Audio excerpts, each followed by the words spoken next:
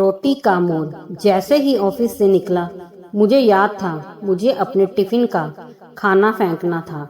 अगर खाना टिफिन में चला गया तो बीवी किचकिच करेगी। आज टिफिन में लौकी की सब्जी जो आई थी, लौकी उफ, बेस्वाद सी सब्जी जो मुझे पसंद नहीं आती। पता नहीं क्यों बीवी सेहत का ख्याल रखने पर तुली हुई है। लौकी की सब्जी मेरे मुंह का स्वाद मार देती है और भूख मर जाती है मेरी। मैंने पनीर कोफ्ता और नान मंगवा कर बड़े चटकारे लेकर खाया था और टिफिन जस का तस पड़ा रहा। पर घर पर तो यही दिखाना था कि मैंने टिफिन सारा खाली कर दिया है। अब टिफिन खाकर खाली किया कि खाना फेंक कर बीवी कौन सा देखने आ रही थी। मैंने एक सुनसान गली के पास बाइक रोकी, बैग से टिफिन निकाला और पहले बॉक्स से सलाद नीचे गिराया। दूसरा बॉक्स जिसमें वही बेस्वाद लौकी की सब्जी थी, उसको खोलकर नीचे डालने ही वाला था कि एक आवाज आई, बाबूजी खाना मत फेंकिए, हमें दे दीजिए। बाबूजी सुबह से कुछ भी नहीं खाए हैं। मैंने जिधर से वो दयनीय आवाज आ रही थी उधर नजर घुमाई। वो कोई 50 साल का कृशकाय आदमी था। वो देखने में बहुत गंदा लग रहा था। उसकी याचना में बहुत करुणा थी। वो मेरे नजदीक आ गया। बाबूजी हमको दे दीजिए खाना, भगवान आपका भला करेगा, इसे नाली में ना गिराइए। उसने फिर याचना की। मैंने तीसरे बॉक्स से रोटियां निकाली और उसकी तरफ बढ़ा दी।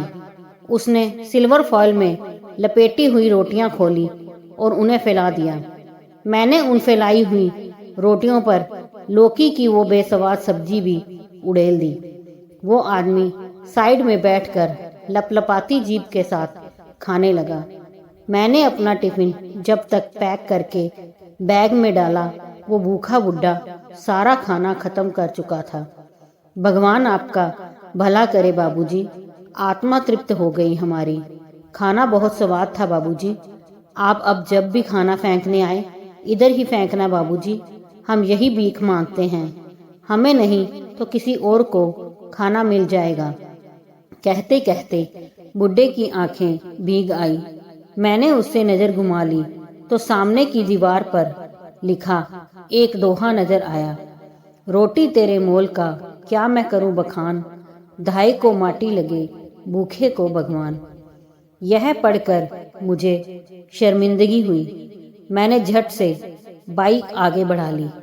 कितना सच लिखा हुआ था, रोटी का मोल तो केवल भूखा ही जानता है। हम जैसे भरे पेट वाले अपने टिफिन के खाने को फेंक कर स्वाद के लिए बाहर से खाना मंगवा कर खा लेते हैं और ये गरीब आदमी रोटी रोटी को तरसते हैं।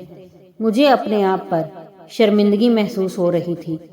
मैं अमीरी गरीबी तो नहीं मिटा सकता हूँ, पर खाना बर्बाद करने की जगह किसी भूखे जरूरतमंद को तो दे सकता हूँ। ये सोचते हुए मैं घर आ गया। टिफिन निकालकर बीवी को पकड़ाया और उस बूढ़े भिखारी की कहे शब्द दोहरा दिए। खाना बहुत स्वाद था, आत्मा तृप्त हो गई मेरी।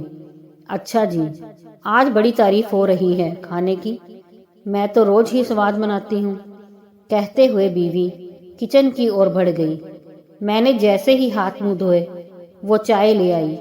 मैंने चाय पीते हुए पत्नी से कहा, कल से 4 रोटी और कुछ सब्जी ज्यादा दे सकती हो क्या?